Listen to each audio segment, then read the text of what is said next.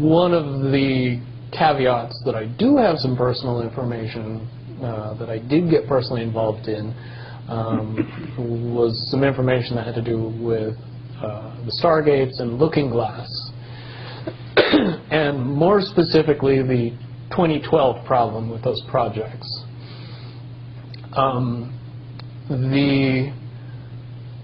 I guess, popular opinion of what's out there right now is that the project was shut down because there was a problem when we approached 2012. I've heard it described a number of ways, but to my knowledge, the problem is that the timelines converge on that point in time. And when you know enough about the Stargate projects and the Looking Glass project to know that how string theory works and how the possibility of possibilities works and how making one choice over here doesn't necessarily mean that the other choice couldn't exist at the same time. Mm-hmm. But once you get your brain wrapped around this subject, you find out that at the end of 2012, in an easy way to put it, the choices that we make become less and less consequential to the future. And eventually we're pushed into this bottleneck of time, no matter which choice we make. And that's important to the people that had access to Looking Glass, because they would use Looking Glass knowing the choices that they would make and the future would pop up. The big mistake was coming up with the possibility of future. And when we started using a computer to say, well, if we make this choice, it's 79% possible that this scenario happens, and 23% are possible, or whatever, you know, I'm using round numbers, that this scenario would happen. The understanding at the time was that was realistic. However, if you go down the road further and free will continues to exercise itself on this game, that 79% possibility sometimes changes very, very fast. But if you look at the situation in a point of time, it seems very realistic that that's the greatest possibility. What happened was people, very smart people, began to figure out that something big was coming up. Something that made it so all the possibilities of all the future scenarios of any choice, any possibility that was fed in and observed through the Looking Glass inherently ended up in the same future. And no decision, no possibility changed past a certain point. That's the big secret. Okay, so is that certain 2012 in your understanding? It well coincides with December 21st, 2012. So at that point, all possibilities lead to the same timelines. Rubicon. All possible timelines lead to the same basic set of history in the future. And what is that history to you? Did you know that, or did you find that out? That is the big question. That is the big secret. That is what sends everybody that has all of the information, that knows everything, into a blind panic. The people that know everything about Looking Glass, that have gotten all the reports and all the information, the elites of the world, probably figured out that that was the end of the game, and nothing could be manipulated beyond that point. So do you think that's held true? In other words, well, I have about 60 questions, but do you think that's true or holding true, that nothing could be manipulated, that they haven't found a way to manipulate, that that's still the case? I mean, this is knowledge that you would have gained back when? Back when I was in the military, it would have been before '97 when I got in trouble. And it was things that one of my particular areas that I was amazingly intuitive about is problem solving / mission planning, or more specifically, taking a bad mission and fixing it, getting everybody through and out of it. Troubleshooting an optimum future. Exactly. Certainly knowing how string theory and possible futures works makes it so you can work your mind very quickly to see the reality of what's happening and decide what decisions need to be made to change it for a particular outcome.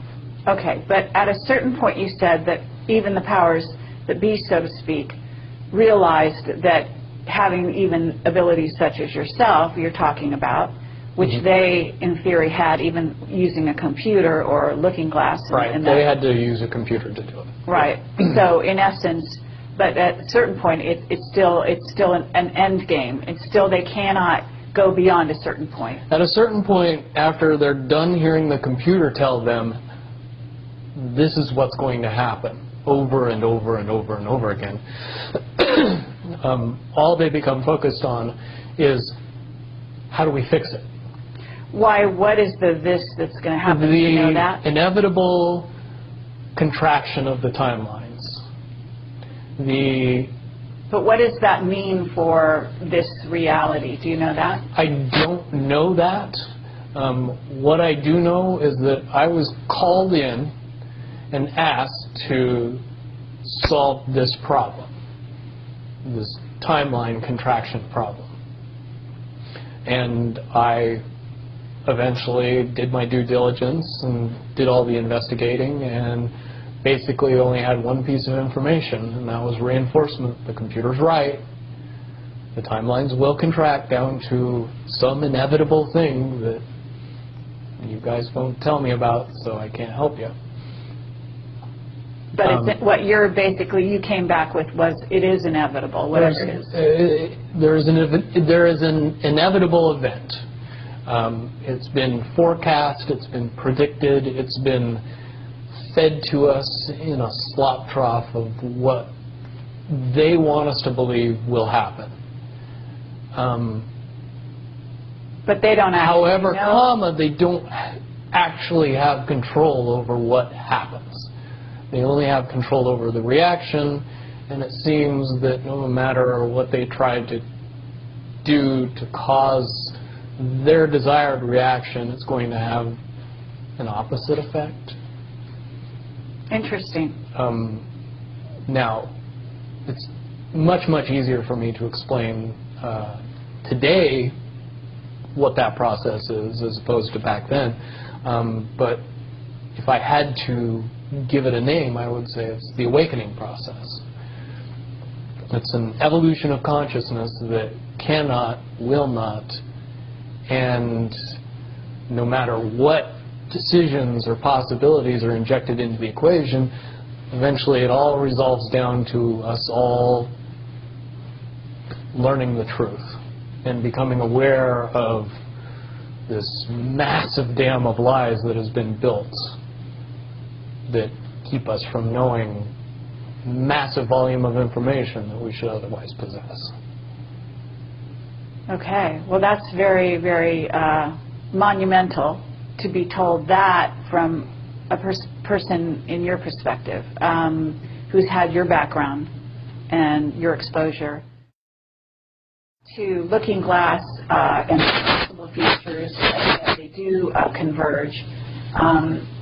And the notion of, is there anything else that you can tell us, that you would want to tell us about that and the rest of the laundry list of sort of information that you had direct to either for yourself or through someone that you had vetted?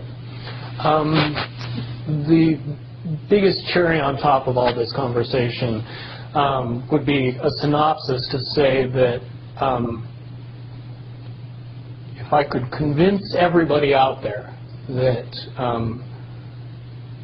for all intents and purposes, what we believe to be true eventually becomes true. If somebody convinces us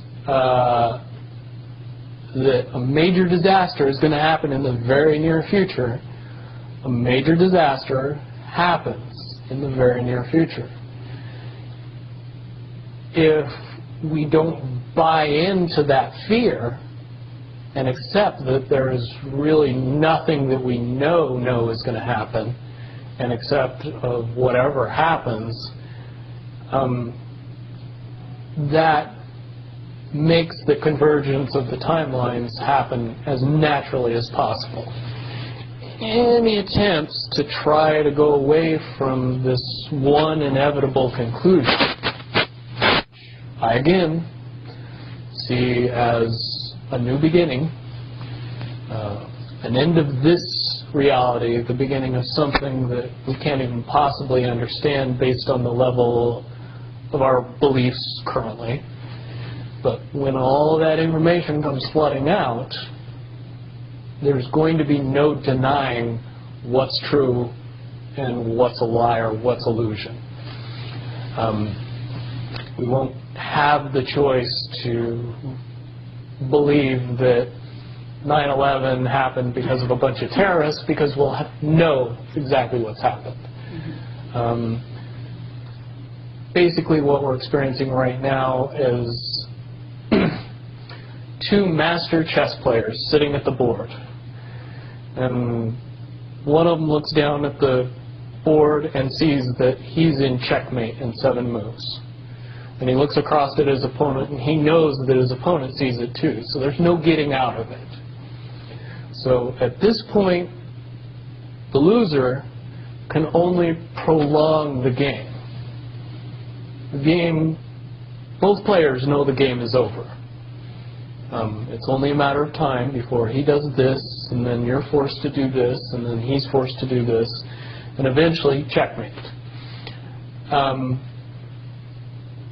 We, as a race, if we could understand that the game is over, that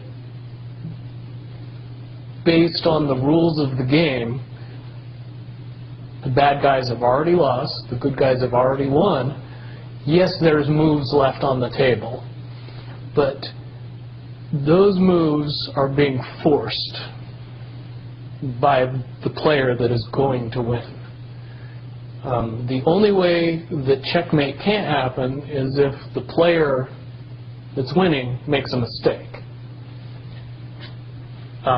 But from all of the information that I've gathered, all of the information that's been given, all of the information that's been vetted to me, it seems pretty obvious that the good guy player on the side of the chessboard knows exactly what has to be done to win the game. And so at this point, any mistake would be all but impossible. But again, you really have to understand the game to know that the guy that's losing is lost. And I'm sure most people sitting watching a chess match between two advanced chess players know the game's over long after the two players know it's over, because they can't see the board and see that there's only 7 moves left. Okay, but when we come to this convergence, and again, you've seen, or the Looking Glass has seen, up to that point. Now, let me say why I believe that it comes down to one inevitability is because I was entrusted in getting it down to two possibilities. And I've heard both of those possibilities talked about in massive proportions, the good and the bad. Okay, do you want to talk, so can you, in one sentence, say what the good was and the bad was, or are you able to do that? To most easily put it to people, I suppose. One scenario is what most people would understand to be ascension, or an evolution of consciousness, that brings us out of the cocoon and turns us into a butterfly. Timeline 2 is some kind of major global catastrophe that drives most of us underground and leaves a few of us on top to fend for ourselves. Very well put. Okay. So I would imagine, and you can... But I would also like to point it out that they call Timeline 2 Timeline 2. It seemed very odd to me that even back then it was identified as not one. And that one is the one didn't get talked about. Okay, but one is the one that involves what in essence would be ascension, or moving into, from the cocoon to the butterfly.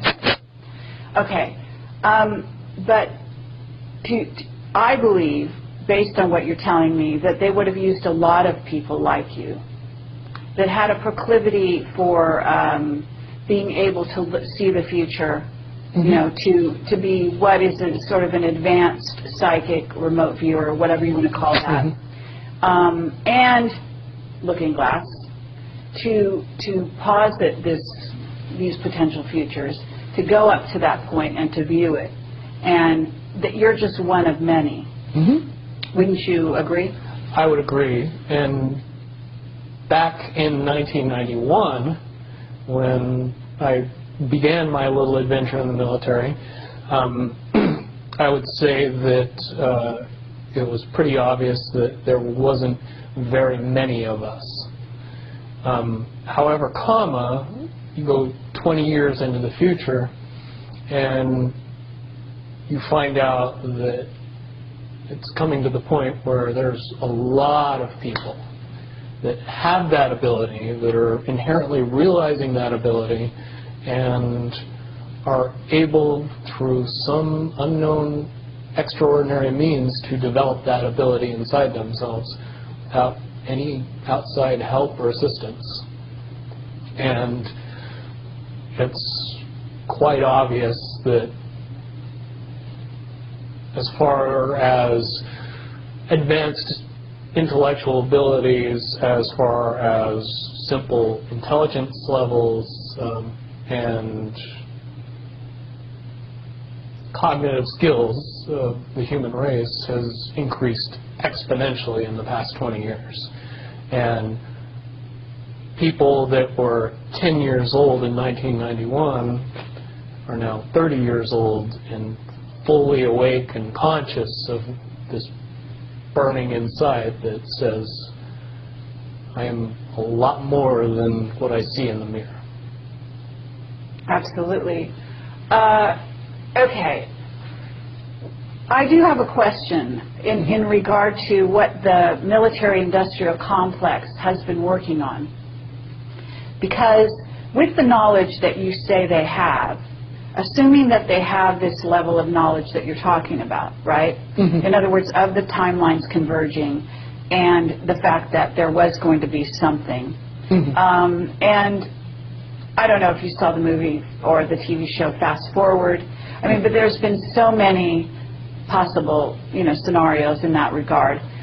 But one of the things that goes on is they are very busy building underground bases, supposedly underground cities.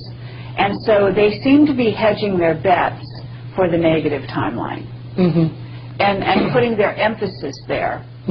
And would you say that that is because why would somebody want something negative to come true? Well, of course, the Illuminati have a program that they're working on in that regard. But basically, the sort of well-meaning military that just goes after contingencies, you know, and is just working towards a future that they want to prevent or deal with when it comes. Can you explain why they have been hedging their bets to such a degree on the negative? It's very simple. They're insane. And beyond insane, they have literally deluded themselves into believing that they can somehow manage to get away with what they're trying to get away with. There is a distinct lack of reality in that thinking. Okay, what about the notion that CERN, for example, is engaged in trying to beat that game, as you call it? I would say, look at the problems CERN has had. The crazy little things that have kept that project from moving forward.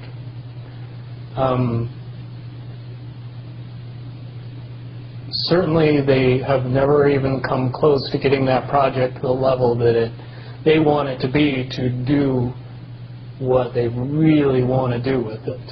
Okay, well, what about the notion that that's the party line, that they haven't been able to do so? But if you really think about it, that's what they would prefer people believe, so that they don't think that there's a threat. But when you listen to the interviews of the scientists that are working on the project, even they say that it seems like somebody or something from the future won't let them get that project done. And the craziest little things have caused massive damage to that project. And when you get the foremost thinker in string theory saying, yeah, I don't think we're going to do it because I don't think fate wants us to do it, that says something about a scientist. Okay, so, well, thank you very much. I think that at this point we're going to have to close this down unless there's any other things that you think that we haven't covered or that we could possibly touch on that you want out there. No, I don't think we'd get any further tonight. Certainly, from what I know, the questions will come out, and be more than happy to do a live feed after that and then answer any questions that anybody comes up with from this interview. Wonderful. All right. Well, thank you very much, Bill Wood, for your service to humanity. Well, hopefully I can get everybody else working towards that goal as well. Absolutely. Well, apparently, regardless of which way they work, the convergence will happen. Yeah, there's a certain element of pain that we can reduce by just not accepting that we don't have choices in the matter. Sitting back and waiting for the aliens to fix everything isn't going to help. Absolutely. If we are inevitably coming to a rising consciousness, we should start trying to elevate our consciousness as fast as humanly possible and make that transition a lot easier when it comes.